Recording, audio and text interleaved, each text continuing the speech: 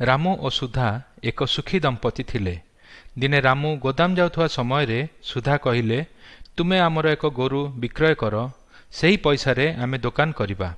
ସେହି କଥାରେ ରାମୁ ଗୋଟିଏ ଗୋରୁ ନେଇ ଗୋଦାମ ଅଭିମୁଖେ ବାହାରିଗଲେ।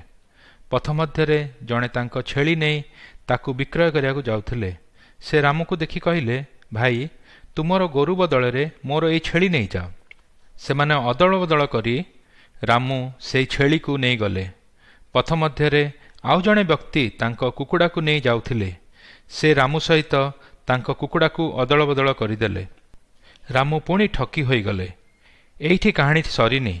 ରାମୁକୁ ବହୁତ ଭୋକ ଲାଗିଲା। ସେ ପାଖରେ ଥିବା ଗୋଟିଏ ହୋଟେଲକୁ ଗଲେ। ସେଠାରେ ହୋଟେଲର ମାଲିକ ରାମୁକୁ ଖାଦ୍ୟ ବଦଳରେ କୁକୁଡ଼ା ମାଗିଲେ। ଏହା ରାମୁ ମାନିଗଲେ। ରାମୁର ପଡ଼ୋଶୀ ତାଙ୍କ ପଛେ ପଛେ ଯାଉଥିଲେ। ରାମୁର ଅଦଳ ବଦଳ ଦେଖି ସେ ରାମୁକୁ କହିଲେ, ଭାଇ, ତୁମେ ଅଦଳ ବଦଳ କରି କ'ଣ କଲ? ଏହିସବୁ ତୁମ ସ୍ତ୍ରୀ ଜାଣିଲେ ସେ ତୁମ ଉପରେ ଖୁବ୍ ରାଗିବେ। ରାମୁ କହିଲେ, ମୁଁ ସୁଧାକୁ ଜାଣେ, ସେ ମୋତେ କିଛି କହିବ ନାହିଁ। ମାତ୍ର ପଡ଼ୋଶୀ ରାମୁ ସହିତ ଏକ ସର୍ତ୍ତ କଲେ। ଯଦି ମୁଁ ସର୍ତ୍ତ ହାରିଯାଏ ତେବେ ମୋର ଦୋକାନ ତୁମକୁ ଦେଇଦେବି, ଆଉ ଯଦି ସର୍ତ୍ତ ଜିତିବି ତେବେ ତୁମର ସମସ୍ତ ଗୃହପାଳିତ ପଶୁ ମୋତେ ଦେଇଦେବ। ରାମୁ ସେହି ସର୍ତ୍ତରେ ରାଜି ହୋଇଗଲେ। ପଡ଼ୋଶୀ ଯାଇ ସୁଧାଙ୍କୁ ସବୁ କଥା କହିଲେ।